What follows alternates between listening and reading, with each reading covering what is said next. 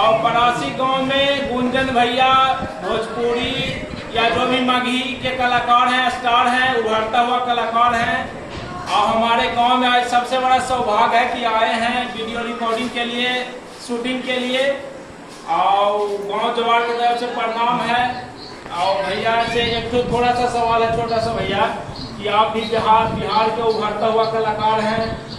और कलाकारी तो सबसे बड़ा चीज़ है, बिल्कुल माना जाता है, लोगों का मनोरंजन करता है, जीवन में उमंग भरता है कलाकारी। लेकिन एगो अफसोस है भैया कि सुशांत सिंह राजपूत जो हमारे बिहार के कलाकार थे, उनको साजिश के तहत आत्महत्या करवा दिया गया भैया। तो उसके लिए आप क्या कहना चाहते हैं, थोड़ा सा बोलना चाहते हैं तो? सबसे पहले सब टीम के हम प्रणाम कर रहे हैं।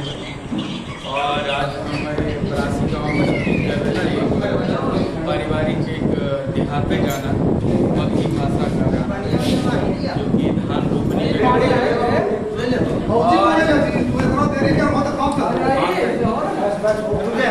सुशांत सिंह राजपूत वो हम लोगों ने दिया है, मेरा भाई था, है रहेगा। बहुत बड़ा दुख है। हाँ, हम लोग उनके घर से भी गए थे, पिताजी से मिले तो पिताजी भी यही बात बोले कि हाल ही में हम ये लॉकडाउन था इसलिए वो आ नहीं पाया और अकेले रह गया। डिप्रेशन भी था और बहुत सारे फिल्मों से निष्कासित भी किया गया था।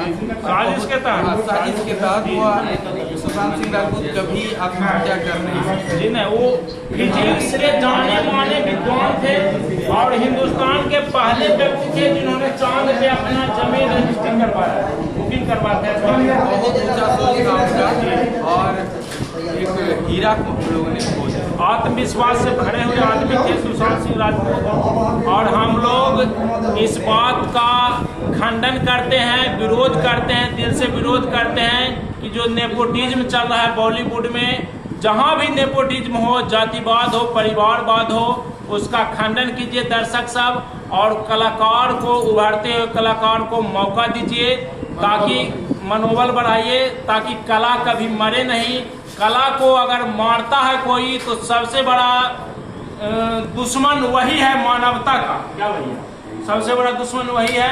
और भैया के तरफ से, मेरे तरफ से भी गाँव जवार के चैनल से प्रणाम है कि इस वीडियो को शेयर करें, लाइक करें, ताकि सुशांत सिंह राजपूत जैसे महान कलाकृति का और आगे ऐसा घटना ना हो सके। और गुंजन सिंह भैया जो हैं, इनके वीडियो को भी लाइक करें, सब्सक्राइब करें।